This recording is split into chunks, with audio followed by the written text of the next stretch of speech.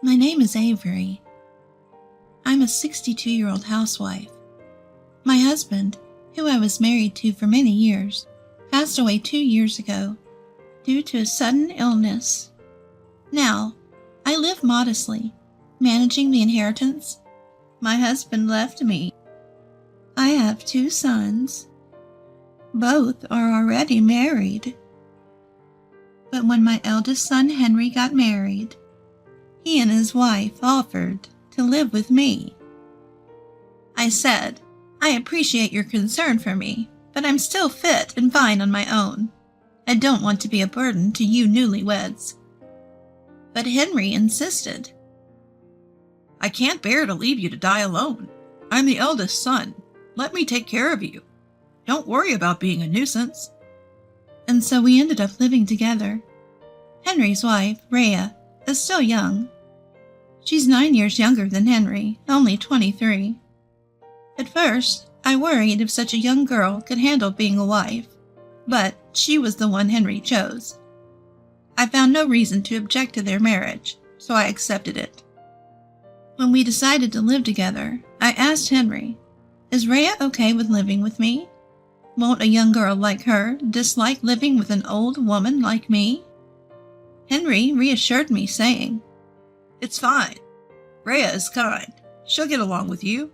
Besides, having you around will help us with the housework. He was adamant about us living together. I couldn't find a reason to object after hearing that. Sure, I'm getting on in years, and it's too late to start worrying when something happens. Thinking that it'd be more reassuring than living alone, I gratefully accepted Henry's proposal. After we had been living together for a while, there was a time when I asked Rhea, Sorry to ask, but could you bring in the laundry? I'm going out to get groceries for dinner. Up until then, I hadn't often asked her for anything. But that day, I had unavoidable errands to run before shopping, so I decided to ask her. But then Rhea retorted, Why do I have to do it? I'm busy right now. You should bring it in before you go, shouldn't you? She seemed busy playing a game on her smartphone. Even before that, she hadn't helped with any household chores. But I chose not to say anything out of consideration. However, seeing her just lying there playing her game that day, I said a bit more firmly, If it's just a game, you can play it later, right? Could you please help out a bit? Rhea, looking annoyed, grumbled, You're always nagging. Whoever's free should do the chores, right? You could bring it in before shopping. You're really annoying.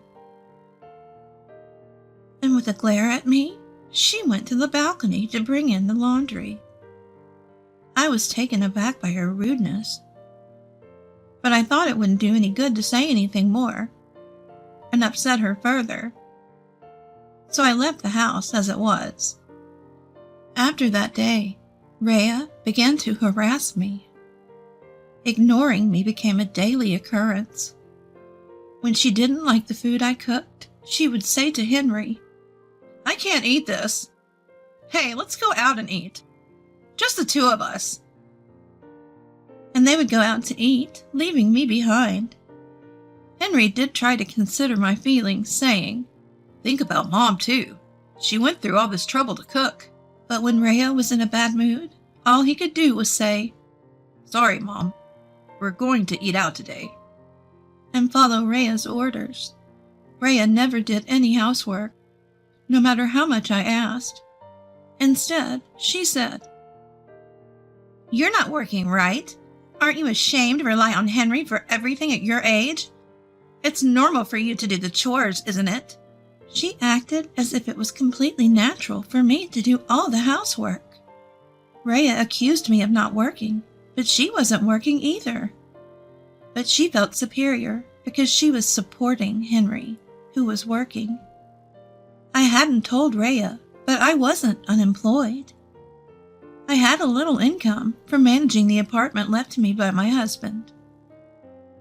I also gave Henry living expenses, so I wasn't completely dependent on him. But Rhea seemed to think that because I wasn't working outside the home, I didn't have any income. So Henry was footing all the bills. Once, when I was cleaning, Rhea shouted at me, "Can't you clean a little quieter? It's noisy." I was just vacuuming normally. But Rhea was on the phone call and was complaining about me to the person on the other end, saying, "Hello, sorry about that. Yeah, it's Henry's mom. She's really noisy, isn't she? She should be able to do the housework quietly." At this point, even I was annoyed. And I told Henry about what had happened that day when he came home from work. You know, I'm not saying you have to do everything. But Rhea, you've been absolutely no help with the housework.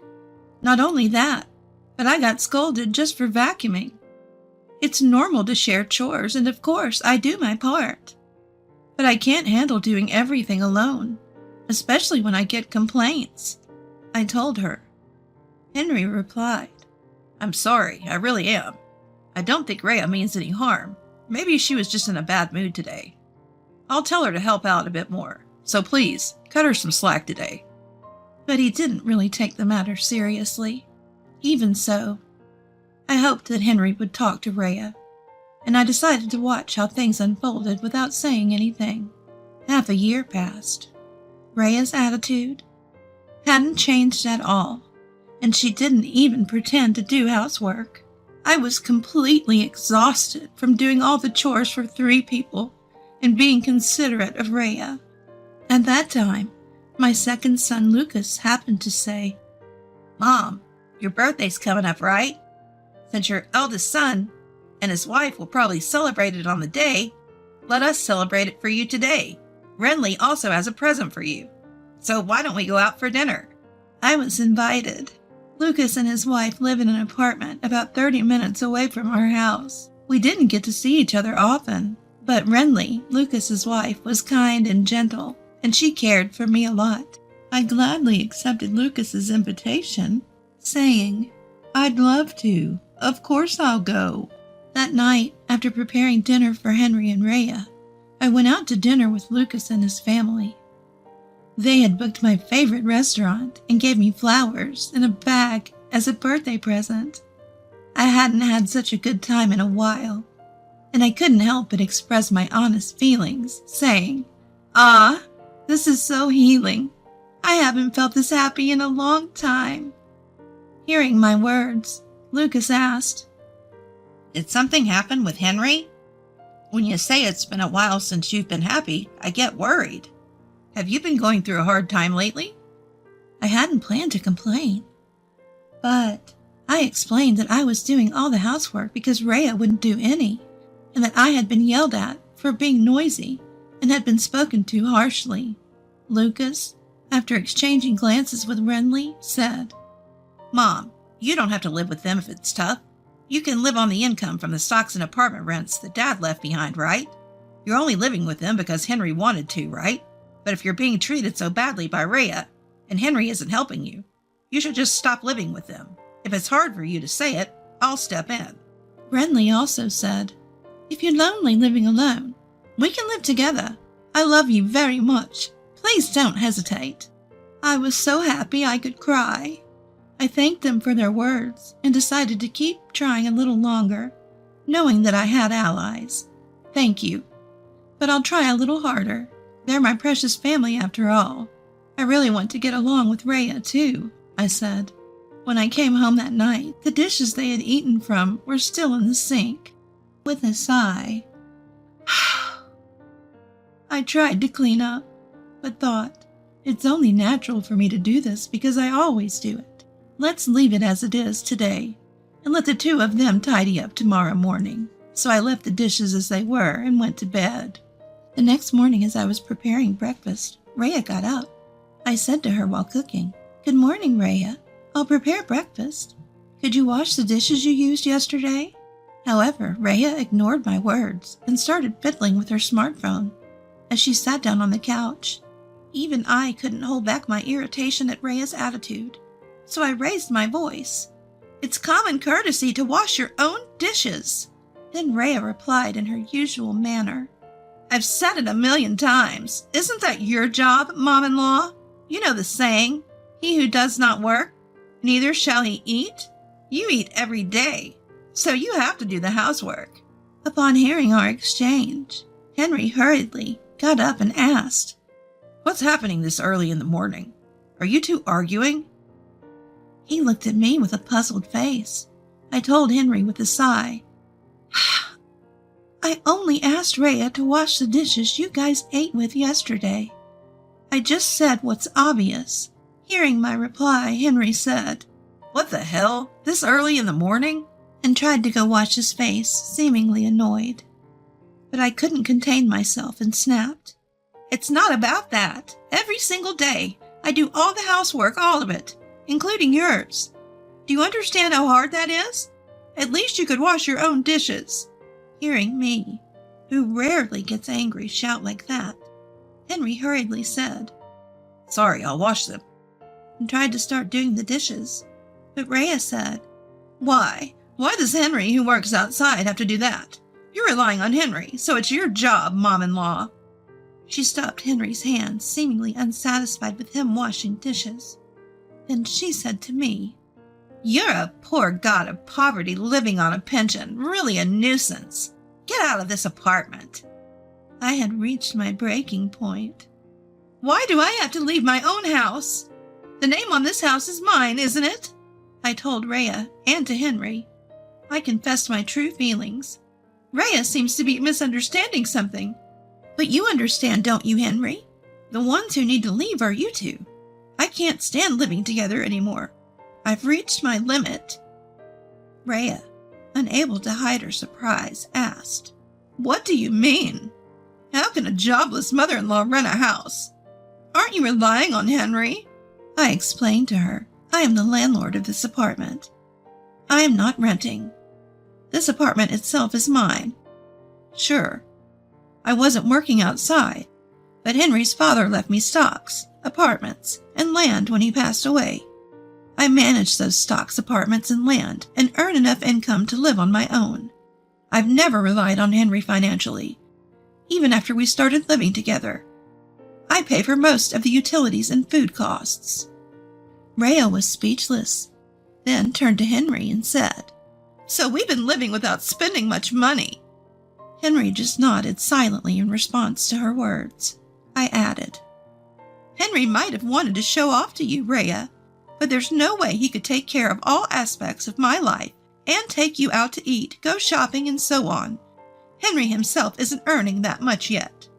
At that point, Rhea seemed to realize the gravity of the situation. She changed her attitude, her face pale, and said, "I'm sorry, mother-in-law. I didn't know anything, and I've been saying rude things. Please forgive me." If our living together ends, Rhea won't be able to live the way she has been. She realized this and kept repeating, "I'm sorry," in a flustered manner. Understanding the situation, they repeatedly apologized in a flustered manner. I told them, "I'm not saying I won't forgive you. We're family after all. But living together is out of the question. We need to resolve this. You two should rent a house and live there by yourselves." Henry reacted to my words with desperation. "I'd worry if something happened to you, Mom. From now on, Rhea and I will help with housework. I just don't want to leave you alone." However, I reassured him, "I'll be fine. If you're that worried, I'll live with Lucas and his family. They offered to live with me when we went out for dinner recently if I was anxious about living alone. I initially told them I'd try a little longer living with you two, but now I realize it's impossible.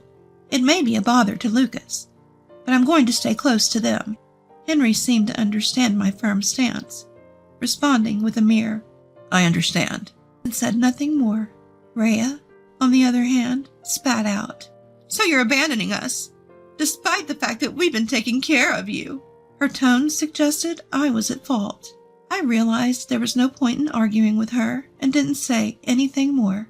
Within a month from that day, Henry and Rhea found a place and moved out. Due to the cost of rent, it seemed they could only afford a fairly old and small apartment. Rhea, who had never worked before, apparently started a part-time job to support their living. Henry informed me that Rhea was constantly complaining about juggling housework and her job. Their life seemed to be filled with nonstop arguments, and Henry seemed completely worn out. Henry kept contacting me saying, "If only you'd forgive us. We'd like to live together again." But I had no intention of going through that again. After Henry and the others left, I moved in with Lucas and his family after some time. Even though I told them there was no need to push themselves, Lucas said, "It actually helps us a lot to live with you, Mom. Renly really wants to live with you too. She wants to learn how to cook like you do." And so we decided to live together. Since we started living together, they have told me, "It's okay to say if there's something you don't like, okay? We'll do what we can when it comes to housework, making sure we don't inconvenience each other." I spend my days cooking with Renly, enjoying my hobbies, and just having a fulfilling time. Right now I am very happy. From now on, I want to live in a way that doesn't destroy this happiness.